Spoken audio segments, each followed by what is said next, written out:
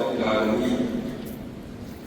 الحمد لله الذي وسع كل شيء رحمة وعلما وعم العوالم كلها جودا وكرما وحلما. نشهد أنه الله الذي لا إله إلا هو وحده لا شريك له الحي القيوم، الفضل كله بيده والأمر كله إليه.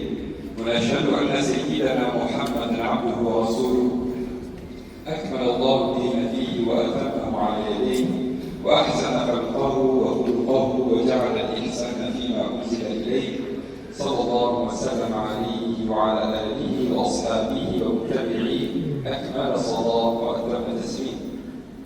أما بعد أيها الأحبة أيتها الأخوات، التصورات توجه التصرفات والمفاهيم تؤثر في الحركات والسكنات، ولذلك اخترنا هذه السلسلة من الخطب مفاهيم تحتاج إلى تصحيح.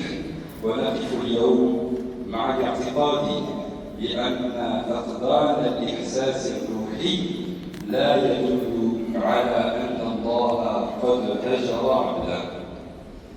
أيها الأحبة أيتها الأخوات، يقول الله تعالى في القرآن الكريم في سورة الضحى بعد أعوذ بالله من الشيطان الرجيم: بسم الله الرحمن الرحيم: والضحى والليل إذا سجى ما ودعك ربك وما قلى.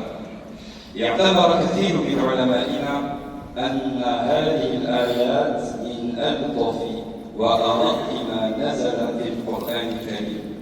نزلت هذه الآيات في وقت كان فيه قلب النبي صلى الله عليه وسلم مبتلى بالصمت ومشغولا بالقلق بعد أن انقطع عنه الوحي الأيام. فبعد أن كان الوحي يتنزل باستمرار فجأة توقف، وفي هذا الفراغ انتهز المشركون والمنافقون الفرصة للسخرية والاستهزاء، فقالوا: قد هجره ربه، نسي ولم يعد يريد. وهناك في تلك اللحظات الثقيلة نزلت الآية كنور في الظلمة وكرحمة في وسط القلق: ما ودعك ربك وما قلى. كم هي رقيقة هذه الكلمات، وكم تحمل في طياتها من تطمين ومحبة وقرب. أيها الأحبة أيتها الأخوات، وإن كانت هذه الآيات قد نزلت بالنبي صلى الله عليه وسلم، فإنها بالحقيقة كلام يتوجه إلى كل قلب مؤمن يمر بالشك أو يعاني في الصمت أو يشعر بأن الأبواب قد أغلقت. إنه كلام يذكرنا بحقيقة عظيمة: أن الله تعالى لا يغيب ولا يتخلى ولا يكره، وأنه سبحانه وتعالى حتى في الصمت وفي انقطاع الإشارات فإن الرحمة تكون أقرب مما نظن. إنه كلام شفاء وكلام رقة وكلام قرب. وإن سورة الضحى كلها بلسم للروح ووعد رباني لكل قلب انكسر، وطريق لبناء الثقة والأمل في الله برفق ومحبة. Mes très chers frères et très chères sœurs, Allah subhanahu wa ta'ala dit dans le Coran, dans la sourate Al-Fajr, quant à l'homme, lorsque son Seigneur l'éprouve en l'honorant et en l'ouvrant de bienfaits, il dit: mon Seigneur m'a honoré. Mais lorsqu'il l'éprouve en restreignant sa subsistance, il dit: mon Seigneur m'a humilié. Certes non, les exégètes ont expliqué qu'Allah réfléchit cette idée selon laquelle l'abondance de biens serait un signe d'honneur divin et que la pauvreté serait une humiliation. Il informe que l'honneur et l'humiliation résident plutôt dans l'obéissance ou la désobéissance à Allah. Ainsi, ce verset corrige une mauvaise compréhension. Dans un hadith apporté par l'imam Muslim sur Abdullah ibn Mas'ud radiyallahu anhu, le prophète sallallahu alayhi wa sallam a dit: savez-vous qui est vraiment fort parmi vous? Nous avons répondu: celui que les hommes peuvent vaincre. Il a dit: ce n'est pas cela, mais c'est plutôt celui qui maîtrise sa colère. Ce hadith corrige également une mauvaise compréhension dans le noble Coran et dans les hadiths de très nombreux exemples de correction des concepts religieux mal compris. C'est la raison pour laquelle nous avons débuté cette série de flèches intitulée des concepts qui nécessitent d'être corrigés, de perception orientent nos actions et nos compréhensions des concepts religieux influent sur nos agissements. C'est le 25e prêche de cette série. Aujourd'hui, nous nous penchons sur l'idée selon laquelle l'absence de ressenti spirituel signifierait un abandon d'Allah. Mes très chers frères, mes très chers sœurs, Allah subhanahu wa ta'ala dit dans le Coran, dans la sourate Al-Duha, par le jour montant et par la nuit, lorsqu'elle recouvre tout, ton Seigneur ne t'a ni abandonné, ni délaissé. Pour beaucoup de nos savants et de nos savantes, ce verset est considéré comme étant l'un des plus doux, l'un des plus tendres, l'un des plus rassurants du Coran. Il a été révélé à un moment où le cœur du prophète sallallahu alayhi wa sallam était éprouvé dans un silence pesant après une interruption de la révélation. Après des révélations attachantes et abondantes, plusieurs jours s'écoulent alors sans que la parole d'Allah ne lui parvienne. Ses détracteurs trouvent en cela l'occasion de l'attaquer, de le moquer, de le mépriser. Mohammed a été abandonné par son Seigneur, disait-il. Allah l'a abandonné, l'a oublié, ne l'aime plus, disait-il.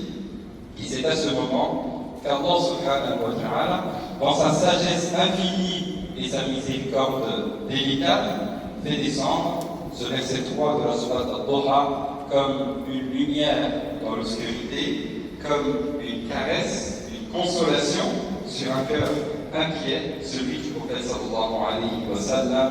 Ton Seigneur ne t'a ni abandonné, ni délaissé. Ces mots, mes très chers frères, mes très chères sœurs, ont été adressés au prophète sallallahu alayhi wa sallam, mais ils devraient en réalité continuer de résonner dans chaque cœur croyant qui doute, qui souffre ou qui traverse quelque épreuve que ce soit ou quelque période de sécheresse intérieure qui soit. C'est un verset qui parle à celui ou celle qui a l'impression que les portes lui ont été fermées. C'est un verset qui rappelle une vérité fondamentale. Même lorsque tout semble silencieux, Allah subhanahu wa ta'ala n'est jamais absent. Ce verset, mes très chers frères, mes très chères sœurs, est une réponse de la part d'Allah à chaque pensée obscure, à chaque peur secrète, à chaque nuit sans réponse. C'est une parole de guérison pour le cœur, c'est une parole d'amour et de proximité de la part d'Allah subhanahu wa ta'ala, et l'ensemble de la sourate Al-Duha qui suit est un chemin de consolation. C'est une reconstruction douce du cœur. C'est un rappel des bienfaits passés et c'est une promesse d'un avenir meilleur. Mes très chers frères, mes très chères sœurs, Allah subhanahu wa ta'ala, dans ce verset, dit ainsi: ton Seigneur ne t'a ni abandonné ni détesté. Il ne s'agit pas là d'une simple information, et c'est plutôt une véritable guérison révélée. C'est une parole qui descend du ciel, non pas pour informer, mais pour apaiser et guérir. Allah subhanahu wa ta'ala parle ici directement au prophète sallallahu alayhi wa sallam, à un moment où ce dernier pouvait ressentir de la peine, de l'inquiétude, de l'anxiété spirituelle, voire de la confusion. La révélation s'est arrêtée, le silence est lourd, les moqueurs parmi les Quraysh en profitaient pour dire « ton Seigneur t'a tourné le dos ». Allah subhanahu wa ta'ala répond à cela, non pas par une explication technique, mais par une parole pleine d'amour et de proximité. Ton Seigneur ne t'a pas abandonné. Non pas Allah ne t'a pas oublié, mais il dit bien ton Seigneur, c'est-à-dire ton protecteur, celui qui t'élève, celui qui te connaît mieux que toi-même.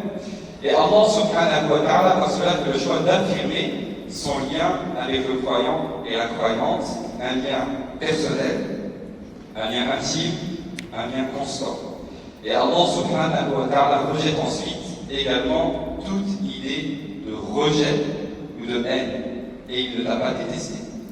Et ce passage, mes très chers frères, mes très chères sœurs, est fondamental parce qu'il brise deux idées importantes qui peuvent très souvent ronger l'âme du croyant et de la croyante lors d'épreuves.